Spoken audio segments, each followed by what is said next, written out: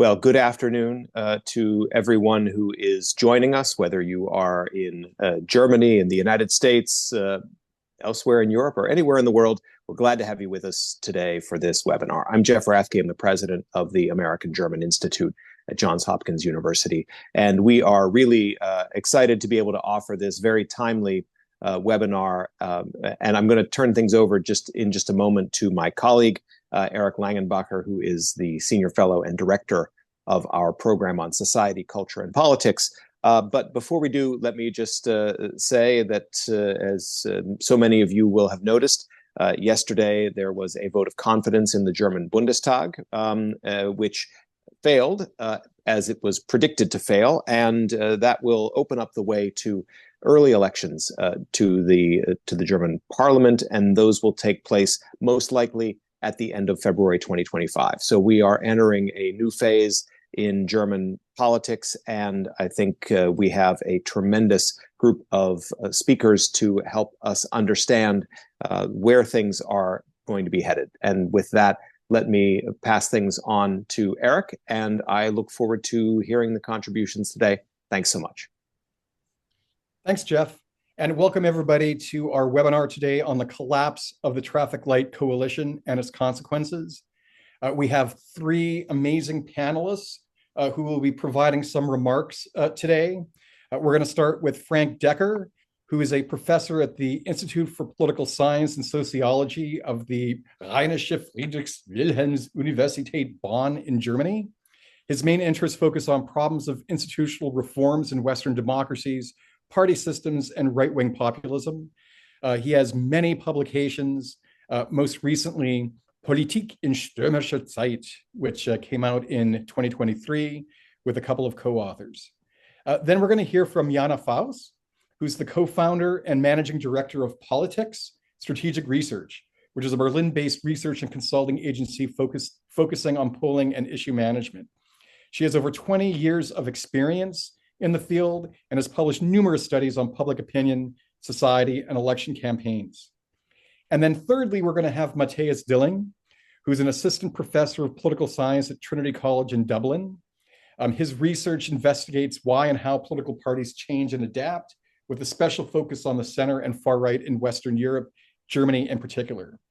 He is the author of the hot off the presses book, Parties Under Pressure, The Politics of Factions and Party Adaptation, which came out earlier this year with the University of Chicago Press. So it's been a very dramatic 6 weeks or so in German politics. And looking forward, we have another, 2 months or so of drama before the early elections that are scheduled for February 23rd of next year. And then there will be even more drama with coalition formation and putting in place a new government. So that's what we're going to be talking about broadly today. And we will start with some remarks from Frank. Frank, the floor is yours.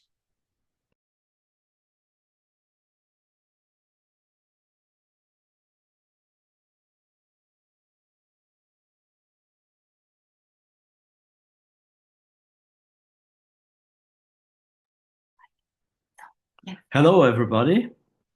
In my remarks, I would like to focus on the following 5 points that you see. First is a short review of the 2021 federal election.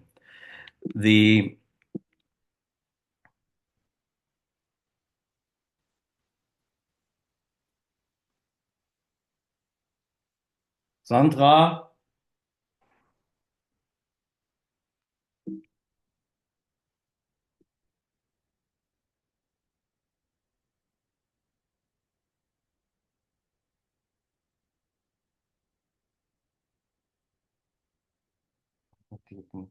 Es geht nicht.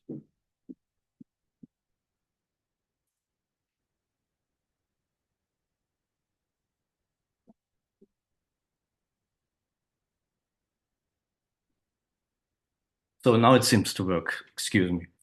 The SPD's 2021 election victory, which enabled the formation of a government without the CSU for the first time since 2005, was based on 2 main factors.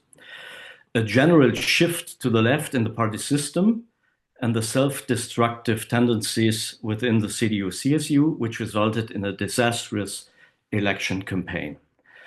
The shift to the left in the party system was primarily due to the rise of the Greens, who at times exceeded 20% in the polls in the wake of the worldwide Fridays for Future protests. With the climate protection issue, they credibly advocated their constructive role in the Jamaica negotiations in 2017 and the convincing personal realignment at the top of the party. They also managed to make inroads into the CDU-CSU electorate. The main causes of the CDU-CSU election disasters were, on the one hand, Angela Merkel's refusal to hand over not only the party chairmanship, but also the chancellor's office to a successor in good time before the election. On the other hand, the two sister parties, CDU and CSU, fought a bitter dispute over the candidacy for chancellor, from which Armin Laschet, who ultimately emerged victorious, was severely damaged. Due to a lack of preparation time, the election campaign was also overshadowed by mishaps, which led to the CDU and CSU plummeting to below 25% in the end. The fact that many CDU voters now switched to the SPD was therefore less due to the strength of the SPD and its candidate for chancellor, Olaf Scholz, than to the weakness of the CDU-CSU. However, despite the rather pale candidate, the SPD had not made any mistakes. The party was unanimously behind Scholz, whom she had nominated 1 year before the election, and ran a professional election campaign. The shift of party political forces to the left can be seen in the figures. While the three right parties, CDU-CSU, FDP, and AfD, were 18 percentage points ahead of the left parties, SPD, Greens, and the left, in the 2017 federal election, with 56 to 38%, the vote split in 2021 was almost even at 46%. However, forming a government with the left was out of the question for the SPD from the outset. It preferred the FDP as a third partner in a coalition with the Greens, which ultimately could not and did not want to refuse this option.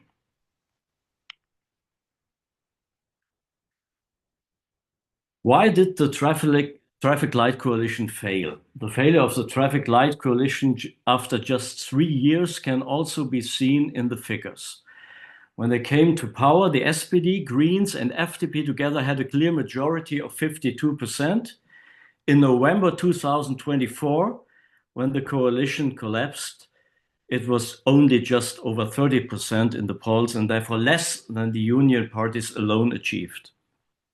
It is not unusual for governing parties to lose support over the course of a legislative period and suffer losses in state and European elections. Normally, however, there is a certain recovery from the second half of the period onwards. Measured against this, the traffic lights' loss of support is unprecedented. At its end, it had fallen to the lowest satisfaction rating ever measured for a federal government in Germany. In the search for the reasons, it should not be forgotten that probably no other German government faced challenges comparable to those of the Ampel at the beginning of its term of office. The simultaneous collapse of three pillars of prosperity since the 1990s, low defense spending due to the peace dividend, cheap Russian gas imports, and the existence of a large Chinese export market, almost inevitably led to a recession and economic crisis. Beyond these difficulties, however, the actors were largely responsible for their own misery. Firstly, they failed to reshape their policies and the coalition agreement after the start of the war in Ukraine.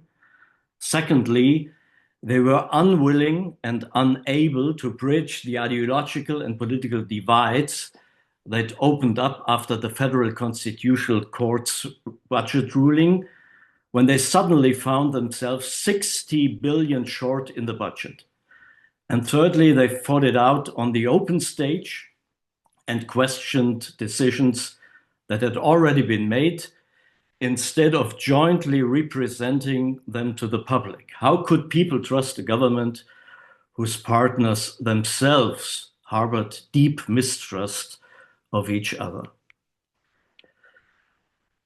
Now for the changes in the party systems since 2021.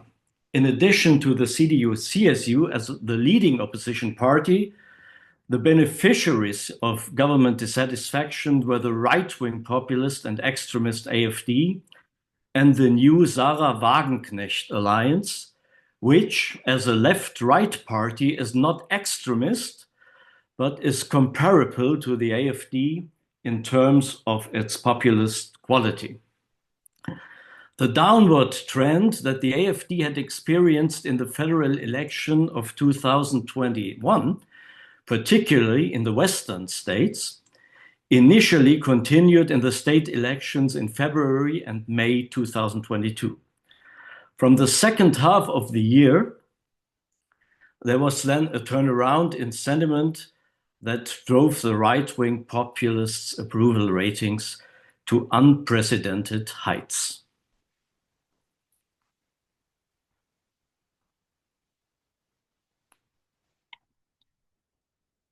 The worrying thing about the gains was that the AfD achieved them despite its ongoing radicalization.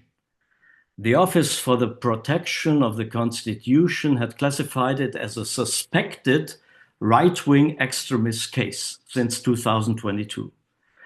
Press reports that the AfD had discussed plans for millions of deportations of immigrants at a secret meeting in Potsdam in November 2023 led to a huge social counter-mobilization in January and February.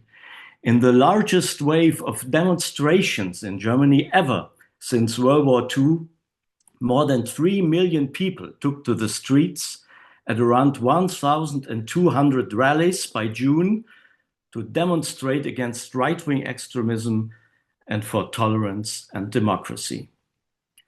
However, this was not the only reason why the AfD approval ratings fell. It was also due to the fact that the BSW, which was founded in January 2024, offered another platform for system-critical protest voters, which fell on fertile ground, especially in East Germany. Since 2023, a debate about the country's own identity in a united Germany had been unfolding there, which was now also reflected in the appeasing stance on the Russian war in Ukraine. In the state elections in Saxony and Brandenburg, the AfD and BSW together received over 40% of the vote, and in Thuringia, almost 50%. You see the election record of the two parties here, with gains starting by the mid of 2022. The founding of the BSW marked the end of a process of alienation between Sarah Wagenknecht and the Left Party and former PDS, of which she had been a member since 1989, which had lasted for years. Wagenknecht and her husband, Oskar Lafontaine, who had played a key role in the formation of the all-German left since 2005, were particularly offended by the left's openness to identity politics issues and its advocacy of a liberal humanist refugee policy. After the coronavirus crisis and the war in Ukraine opened up further useful conflict issues, Wagenknecht managed to win over part of the left parliamentary group in the Bundestag to her side and convinced them of the project for a new party. By sticking to the left-wing positions of its party of origin on economic, tax, and social policy, but advocating conservative position on social-political issues, particularly migration, the BSW represents an unusual innovation in the party system, even by European standards.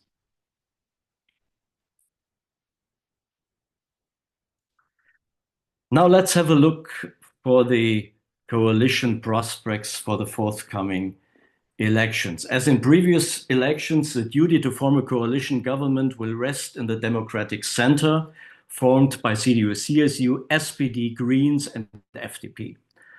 Unlike at states level, a coalition with Wagenknecht is unlikely to be an option for the CDU-CSU and SPD due to the party's foreign policy positions, as is one between the SPD and the Left Party. It is also not certain that either party will make it into the Bundestag. Any cooperation with the AfD is beyond imagination for all parties, with certain restrictions for the BSW. In the democratic center today, all parties are in principle capable of forming a coalition with one another. However, there are nuances depending on ideological proximity. After the Greens opened up to cooperation with the CDU-CSU from the beginning of the 2010s, the FDP no longer ruled out a coalition with the SPD and or the Greens since 2017, although its preference remained clearly with the CDU-CSU. However, following the failure of the Ampel, the Liberals have announced that there will be no new red-yellow-green coalition for the time being. However, the FDP would certainly be prepared to form a Jamaica coalition with the CDU-CSU and the Greens, provided they make it back into the Bundestag. The general functional problems of a three-party coalition, which the failure of the traffic light coalition has confirmed, speak against a Jamaica coalition. This is all the more true as it would actually be a four-party coalition due to the independent role of the CSU. Faced with the choice of forming a two-party alliance with the SPD or a Jamaica coalition with the Greens and the FDP, the union parties are likely to opt for the first. Jamaica also seems difficult to imagine because there are considerable reservations about the Greens in part of the CDU-CSU, particularly in the Bavarian CSU, while the relationship with the FDP has become more clouded as well. If a two-party coalition with the Greens and a coalition with the SPD were possible, the CDU-CSU would probably be more in favor of the Social Democrats as a government partner due to the greater overlap, with the exception of foreign policy. As in 2021, the CDU-CSU and SPD can no longer hope to achieve significantly more than 50% of the vote in a 6- or 7-party system. If they fail to achieve an absolute majority of seats, they would have to form a 3-party coalition with the Greens or the FDP, or be tolerated by other parties as a minority government. In a parliamentary system, the strongest party or parliamentary group in terms of seats does not automatically have to lead the government. Based on the huge lead that the CDU and CSU had over all other parties in the polls at the beginning of December, however, it is unlikely that a majority will be built around them after the election. It remains to be seen whether the SPD can repeat the miracle of 2021 when it came from an almost hopeless position to finish in first place. The scenario of 2005 seems more realistic when it managed a similar comeback, but ultimately had to settle for the role of junior partner in the grand coalition. So I will finish here because I think I've talked more than 10 minutes even. But maybe we may talk about another aspect in the discussion, because which government may be built also depends on the share of the vote of the smaller parties, and the electoral law comes into play here, especially with the 5% threshold. Thanks very much for listening. Thanks, Frank. All right, up next, we have Jana. Thank you. Good morning or good evening, everyone. Well, I don't have any slides with me, so I'm just talking. And I want to take a look at, how voters perceived the coalition through the last 2.5 years. So we still have 69 days to go. So I'm pretty sure the perception of voters will change a little bit. But, well, we wait for that. In 2021, the Ampel coalition kind of took office with really high hopes. So after the years of the Grand Coalition under Angela Merkel, who was in place ever since almost, voters were still kind of tired from the COVID pandemic, but still were looking for something new. They wanted to have something fresh. They wanted to have new ideas. So they kind of had high hopes in the Ampel coalition. And then they did something which I think was pretty smart, but now, we might look a little bit different at it. They branded the coalition themselves as a progressive alliance. So they were talking about, we do want progress, and we are all behind this progress. And every one of us is basically a party which has progress in its DNA. So, and they were promising pretty bold reforms in kind of a new era of politics. Frank Decker just mentioned it. I mean, we're not very used to three-party coalitions if we count CDU, CSU as one party. So it's basically the first time. So, and it kind of, to me, it feels like we're used to like a couple, a large couple of two, and when a third party comes in, it's getting complicated. And I kind of feel it's the same issue here. So, but indeed, at the beginning, it was quite hopeful. The coalition partners, they kind of, had selfies, united, laughing, smiling. Everything was pretty good. And they kind of tackled, or they tried to tackle major challenges, from climate change to, green topic, to digitalization, FDP, and social reforms, the SPD. However, it pretty soon started this initial optimism to show the first cracks, so to speak. So nowadays we're quite often discussing, is it basically these significant ideological differences between especially FDP and Greens as the two poles, so to speak, built on economic and fiscal points? Is that the main reason? And maybe it is on a politics kind of factor, but there are so many other factors counting in, especially those kind of interpersonal antipathies or sympathies.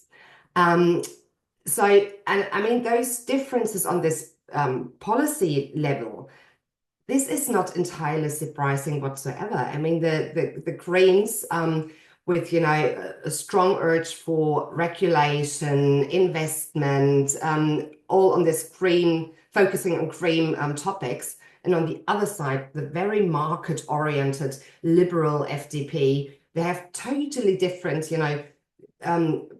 ideas of how politics should work. Not even on a, tiny little policy kind of era, but, on the idea of how things should work. So at the midpoint of this, should have been midpoint of its term. So in February this year, we did a study, a pretty big study, where we looked at all the voters, FDP voters, Green voters, SPD voters, and so on, and looked at, how do you perceive the government? How do you perceive the Ampel coalition? And what was really surprising, there was no trust whatsoever. Trust has really eroded. There was no satisfaction whatsoever. Basically everyone hated the Ampel. What we then did is we asked for the 10 major things they kind of the 10 big laws, so to speak, and asked, how satisfied are you with those 10 points? And out of 10 points, 8 received extremely good ratings. So people were really satisfied with the work of the Ampel coalition when you looked into the individual policies. There were 2 exceptions. I guess Frank Decker and Matthias Stilling will know which ones I'm talking about. Bürgergeld, a social reform, social welfare program, mainly run by the SPD, is not perceived good at all. And the second one is the Heizungsgesetz, which is how would you say in English, a heating law, which was really controversially discussed. So those 2 were people were not satisfied at all. However, with the other 8, people were extremely satisfied. So even when you look at, they had really, the coalition contract had bold reforms. And when you look, how many they tick, actually, they've done a pretty good job, to be honest. It wasn't, it wasn't so much on a policy level. It was really on an interpersonal tension level. And that is not new as well. We even asked the people, the voters, so can you openly, spontaneously, can you tell us one strength of the coalition, one strength? And they could have said anything. Great haircut to, whatever, great policy on whatever. 62 could not mention one thing. 62% could not mention one strength. Then we asked, can you mention any weakness? And over 30%, they all said, individually, yeah, it's because they're arguing. They're arguing all the time. It's a lack of cohesion. They're not efficient. So it was built out in public. You could see it every single day. And I think this whole idea of mistrust and personal antipathies between the coalition leaders, it played the most significant role in the break of the coalition. There was a government retreat, I think early last year, where I was invited to talk to the government about, the German soul and all these kind of things. So, and we were sitting around on a round table. So the chancellor, the ministers, myself and someone else, and we were talking, and you could feel, and it was early 2023, you could feel they weren't friends. So when, a Korean minister said something, the FDP ministers turned their back. So you could see and you could feel the tensions, and the whole idea of this government retreat was not to talk about the German soul. It was basically a kind of a couple therapy session where we were invited as a mediator or something, and it didn't work out. So I'm really sure 80% was, I don't know, personal distrust, and 20% was like policy differences on fiscal and economic topics. But basically, it was just people didn't, they just didn't click. And I believe when we're talking about coalition options, whether the Greens and the FDP can form a coalition in the next couple of years, I doubt it. They might want to talk to each other, and I know it's all about power and all this, but no, I'm sure they won't form another coalition. But we will see in 69 days, and then a couple of days later, we will see who's talking to whom and what will happen. Yeah, I think, no, this won't happen. Thank you very much.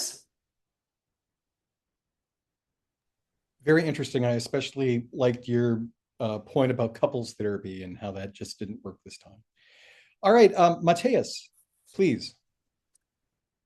Wonderful. Let me just do this.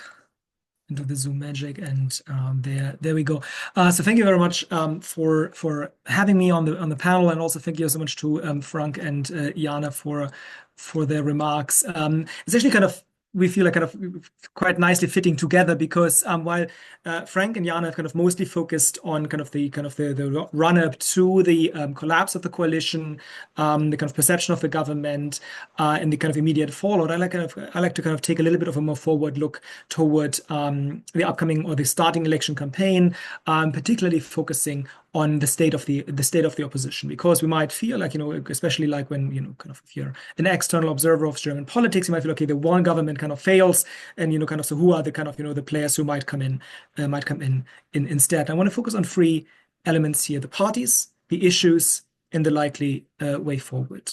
So talking about the parties, we kind of the one first point that I want to make here is that there is no alternative opposition bloc in the making, which might be very unusual depending on kind of which country some of our audience members might kind of usually focus on, where it's normal that kind of a party loses an election and is kind of then replaced by a different set of parties. Now, Germany has not a kind of a very strong history of kind of complete alternations in government. Indeed, partial alternations have been quite common, but that is particularly likely in this case, and might actually be surprising given the intensity of the discussion in the Bundestag yesterday between the existing governing parties and kind of the opposition parties, but all basically actually between all parties, so quite heated.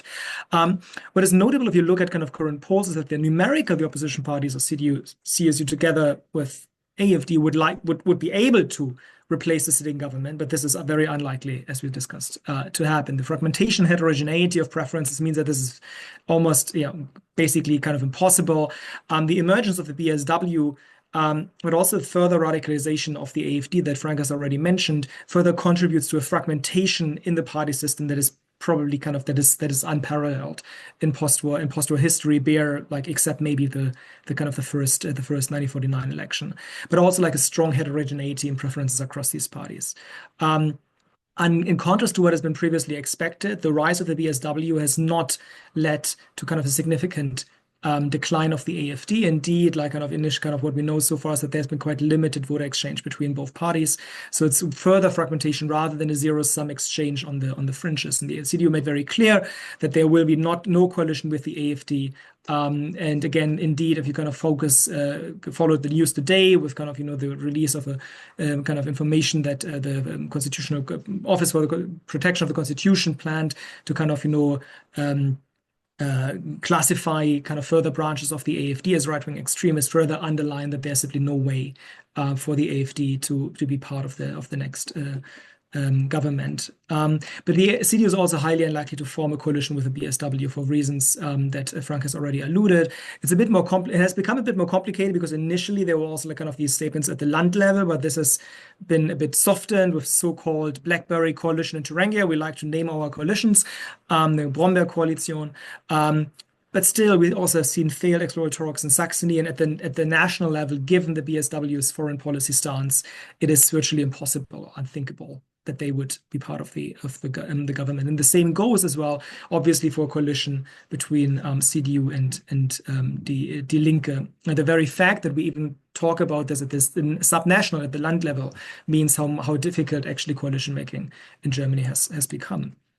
Now, the second point that I want to make when talking about the parties is that singing the swan song for the left as a party, or like a party that can be thought of as in its continuity, might be a bit premature. The party is undoubtedly in severe difficulties, but we also need to remember that it bounced back after 2002 when its predecessor party, the PDS, missed the 5% threshold, but through its and also its third single-member district victory, which would have allowed it to kind of enter the Bundestag based on its proportional vote share, with a number of seats proportional to its vote share. And so it was only represented by two members of parliament, Gesine Lötsch and Petra Pau. It's not impossible that we might see a similar development after the upcoming election. There has been kind of some discussion around the so-called Operation Silberlocke or Silver Curl, which basically means that the left is kind of planning on positioning 3 very prominent figures of the party in 3 single-member district races, hoping to win those, and thereby again entering in terms of like with a parliamentary group in the Bundestag. I'm not saying that it's that they will win these 3 seats, but it's certainly possible. But even if they don't, even if they win just 1 or 2, they have already been there, or at least the predecessor party has already been there. So it might be a bit premature to think of the left as a gone party, especially since the BSW is not yet fully institutionalized, and tensions have already become apparent within that party over the questions of government participation. So we'll still to see whether the BSW is actually here to stay. However, the path forward for the left is difficult because the AfD has clearly replaced it as the main regional party for Eastern Germany, right? So the map shows kind of the second vote share of AfD in the left in 2021.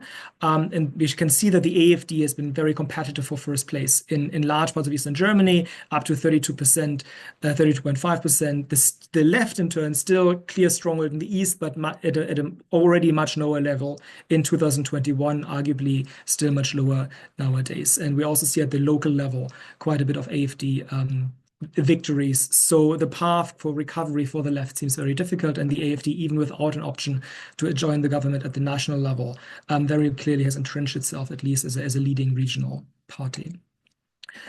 When thinking about the upcoming campaign, we also need to consider, secondly, when talking about the issues, that this election will take place under a very different issue environment compared.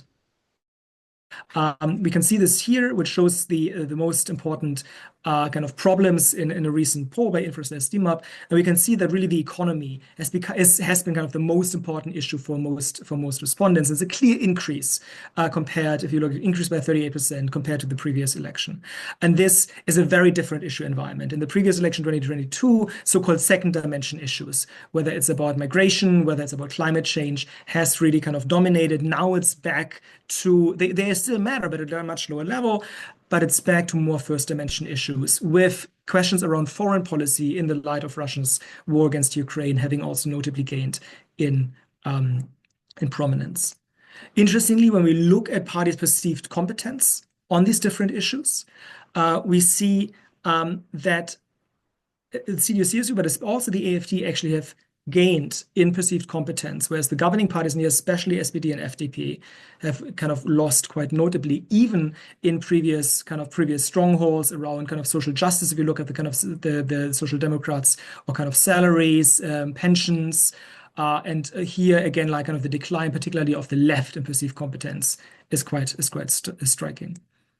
And we see the same here for the economy. But also for foreign policy, especially kind of dramatic for the SPD.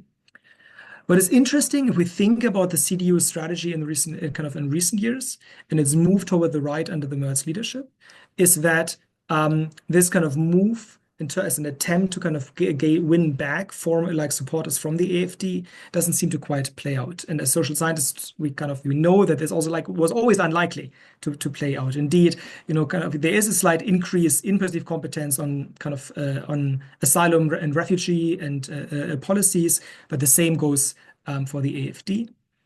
And so, if we think about the development of the AfD on this issue environment, the right-wing kind of shift that we've seen under Merz in the adaptive reforms can be seen as a sign of kind of the return of factional alternation that the party previously had between more left-leaning and more right-leaning factions within the party, which has been a strength of the CDU in the past, but it's unlikely to do what it was meant to do, namely kind of winning back voters from the AfD. Indeed, there's strong evidence that this accommodation is not working, and instead we actually see quite a kind of strong evidence for the consolidation of a fairly notable block of AfD loyalists, which puts the CDU in a difficult strategic position, because it has not been the vote bringer in terms of marginalizing a right-wing competitor while making subsequent coalition talks with, for instance, the Greens, but also to some extent the SPD more complicated.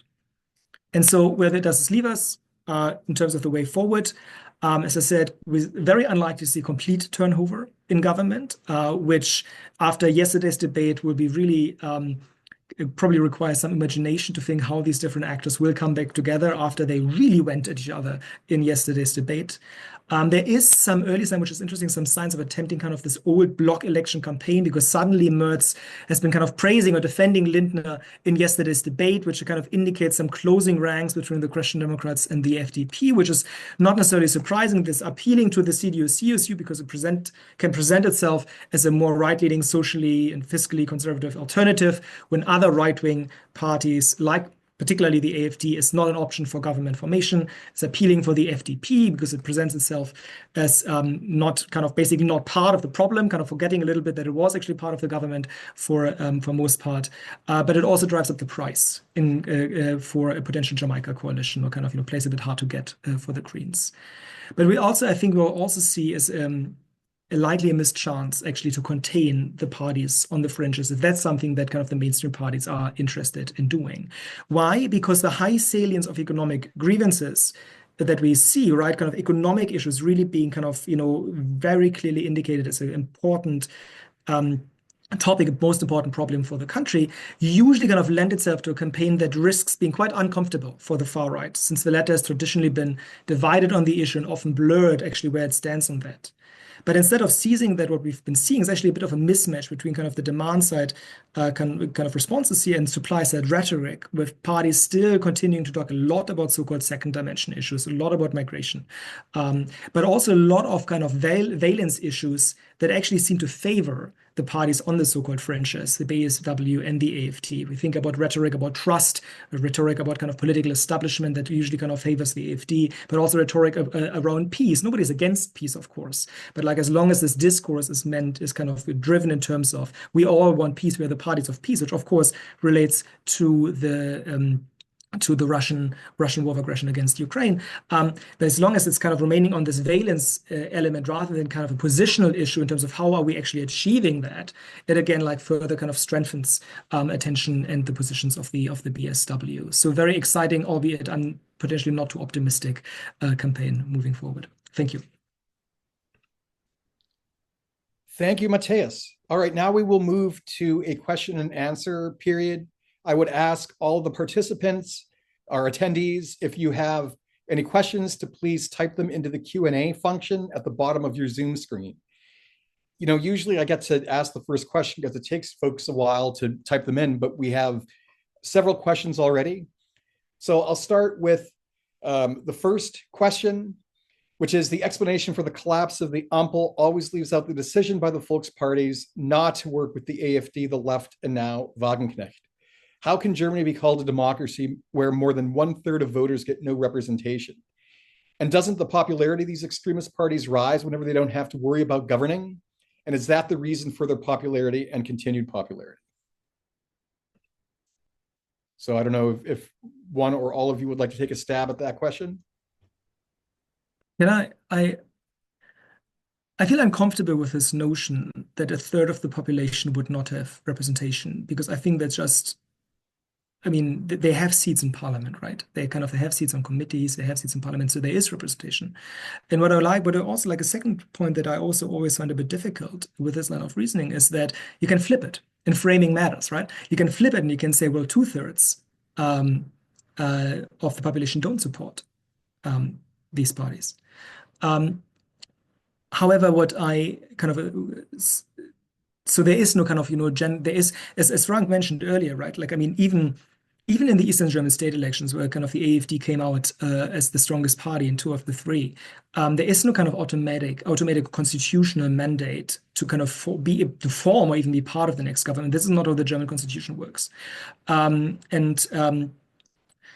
This, again, from a democratic theory perspective, that makes sense, given that 2/3 didn't support that party. But also, in this discussion, I actually think, and this is the third one that I want to make in response to this, is that I think it's worth distinguishing between the grievances in the party. Right? So I think it's worth to distinguish between why might people vote for the AfD and what is driving that support, versus whether the AfD is necessarily the right kind of outlet, or would kind of necessarily then be kind of the party that would represent these demands best in government. And here I think the mainstream parties so-called mainstream parties have made quite a couple of strategic mistakes in kind of responding to some of these grievances, but I wouldn't derive from that necessarily that the AfD has a guaranteed mandate to govern, and the same would hold for the BSW. Maybe I can add one remark concerning representation. If you look at the state level or the land level, with the inclusion of the BSW, governments have also shifted to the right. In five out of six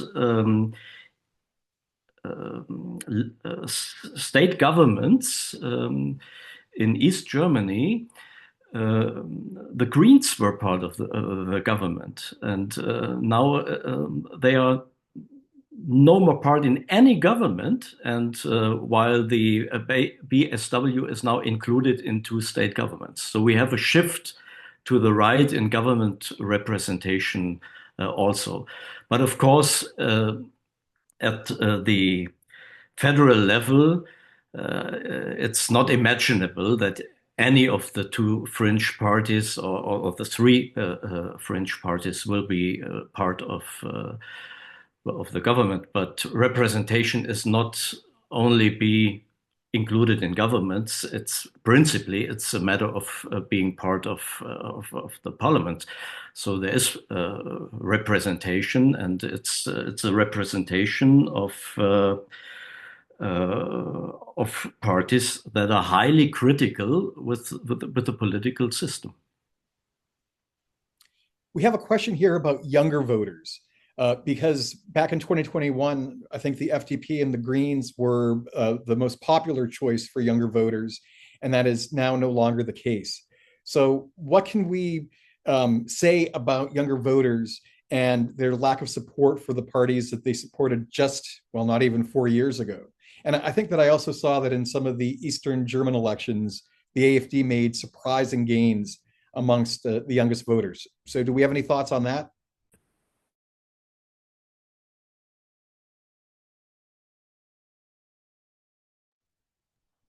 Yes, I do.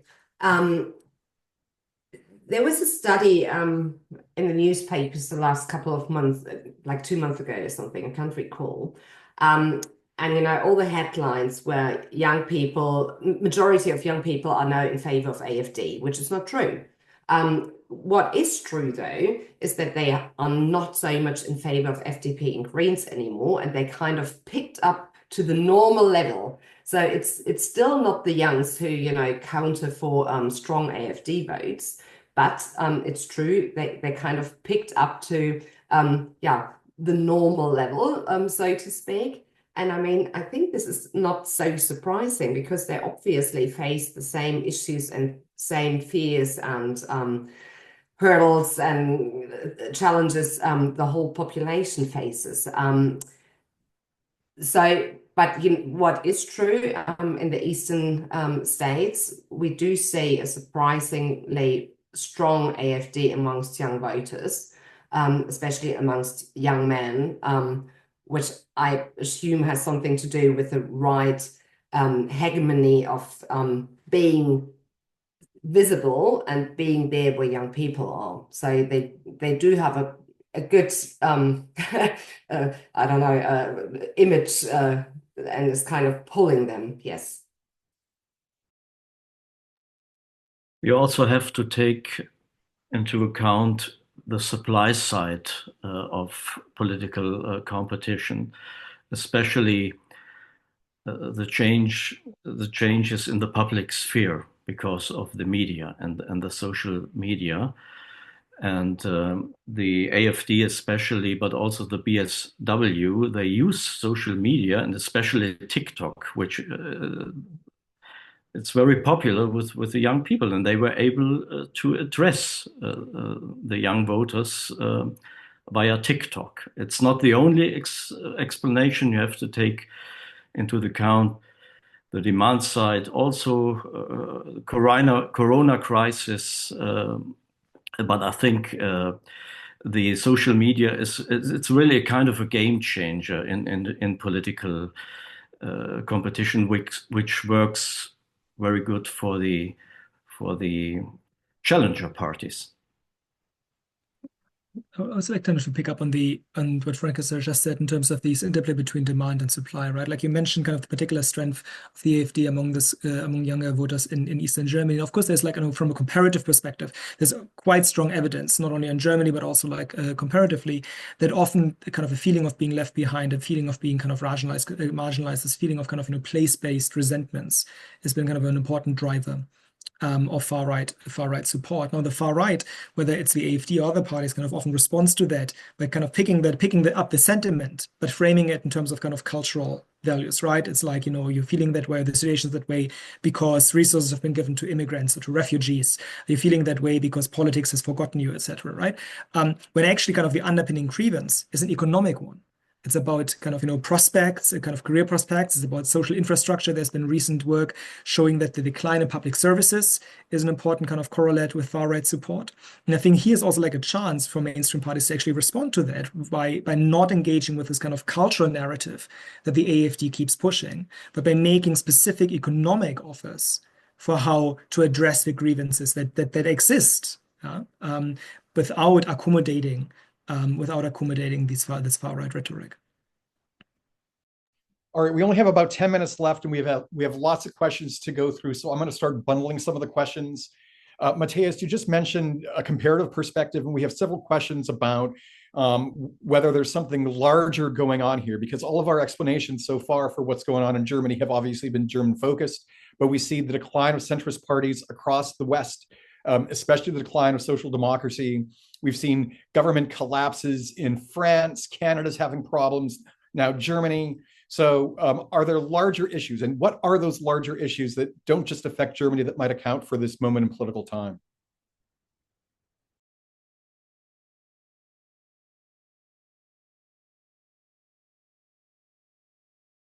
Don't all speak at once.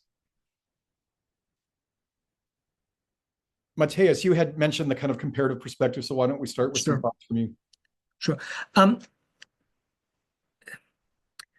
mean, I think it has really to do with kind of this kind of with whether we're talking about first or second dimension issues, or whether we're talking about the economy, whether we're talking about kind of culture and kind of identity, etc. What like the difficulties that many kind of pro-climate or kind of green parties have been experiencing is not necessarily kind of surprising from kind of an economic perspective, given kind of the economic difficulties, given the kind of the fallout in terms of energy security that we've seen. So these are both kind of effects from both the pandemic, but also of from Russia's war against Ukraine that have made the cost of living kind of a really center stage for many people.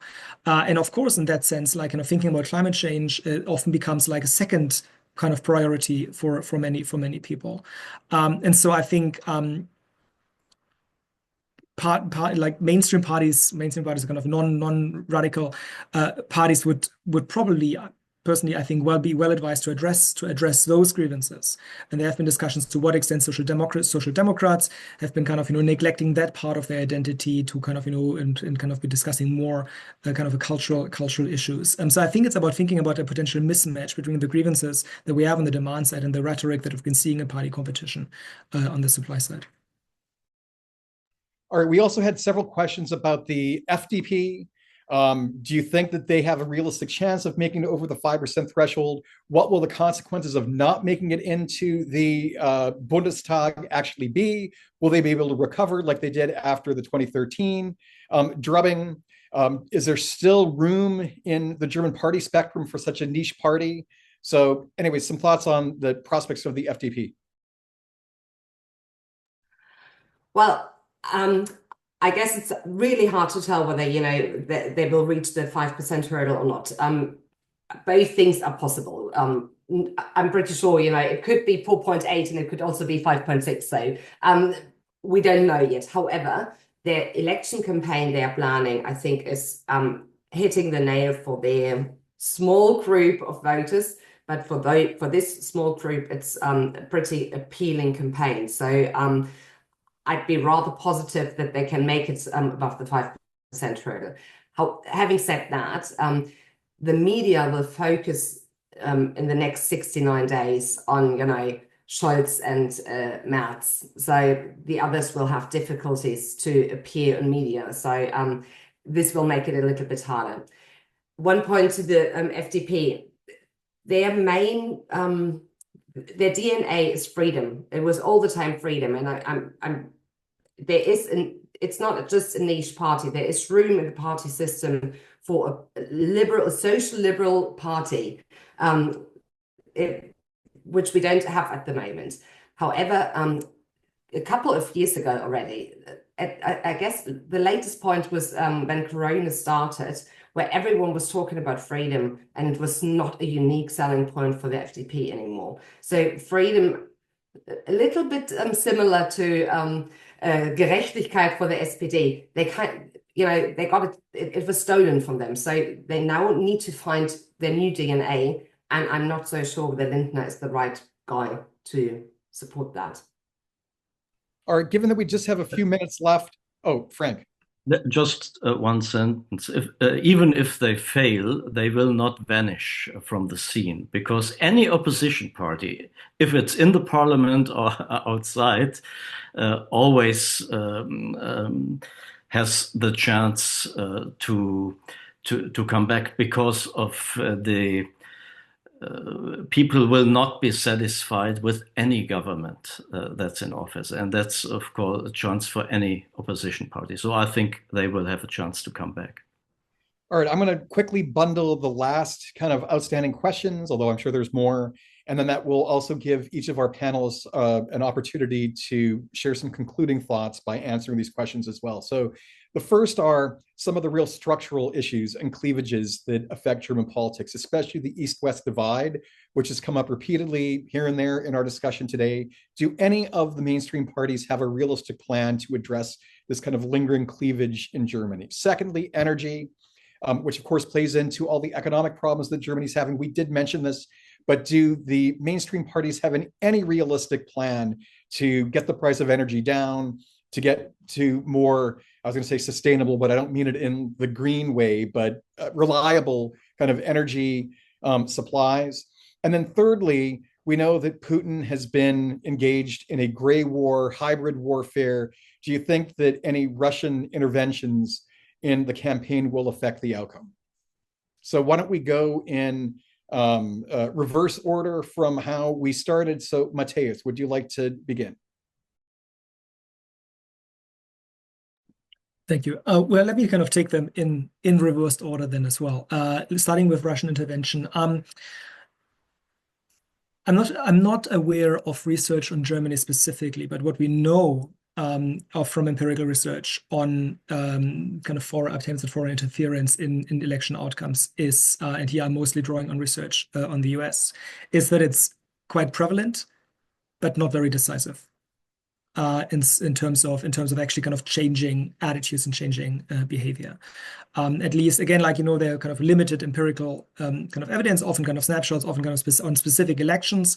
But at least if I think about the kind of the US 2016 election, that's kind of, the evidence that I'm more familiar with. And so from that perspective, I think wouldn't have any reason to not expect kind of being kind of similar conclusions in the German case. Cleavages in German politics, it's, I mean, as I said, and I think kind of it seems to be my theme this evening. I think we need to kind of start thinking more. I think what we are seeing is a comeback of kind of the traditional kind of, I mean, not if not necessarily in the old shape of a class cleavage, but the old economic cleavage that often kind of, overlaps to some extent with kind of, discussions around urban periphery. A lot of the kind of place-based resentment literature and arguments that we've seen, that we also see kind of playing out in Germany, is actually really kind of combining decline in public services in more rural areas, large parts of Eastern Germany, combining with kind of a place-based identity. And I think addressing that on an economic basis is would probably be my advice for the mainstream parties moving in this campaign. Thanks. Thanks, Matthias. Jana?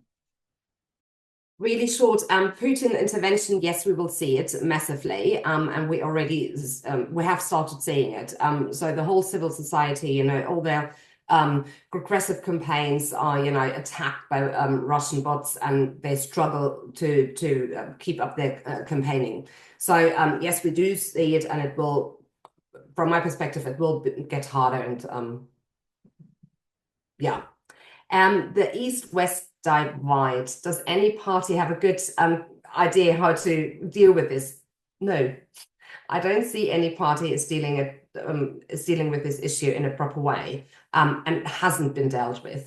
So it's like 30 years, we are talking about it, but we haven't come up with a really great idea yet, and no party has. The energy costs and cost of living, basically, and inflation is hitting hard, and it will hit harder the next couple of months, I guess.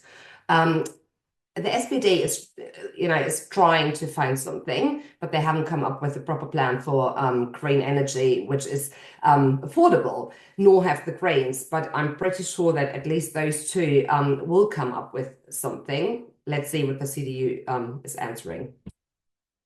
All right, and finally, Frank.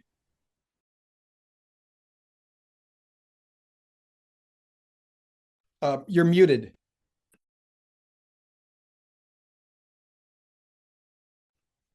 Frank, you're still muted. We can't hear you. I'm sorry. I'd like to conclude with two more general remarks. I think in terms of the composition of the next government, Germany has a quite good chance to be better off than other countries like the US or France or Italy or other countries. But we have a polarization now in the political center, which is not bad for democracy. And maybe voters switch from the fringe parties to the political center.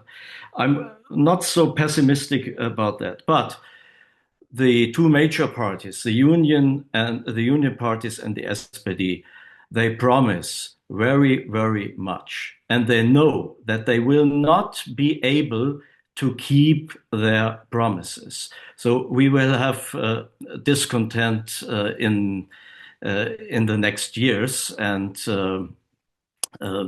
the challenger parties on the left and on the right side, they will capitalize on that. So that will be it's a principal problem for a democracy, in a democracy, that parties have to make promises that they know that they cannot keep. All right, well, on that positive note, I would like to thank our three panelists today for a very insightful and spirited discussion, if I do say so myself. Thanks also to all of our attendees who took the time to listen to us. And also, please stay tuned for continuing content on the 2025 Bundestag election. We have a new project at AGI focusing on that. So if you go to our website, you'll find all of our content under that project heading. All right, thanks and goodbye, everybody.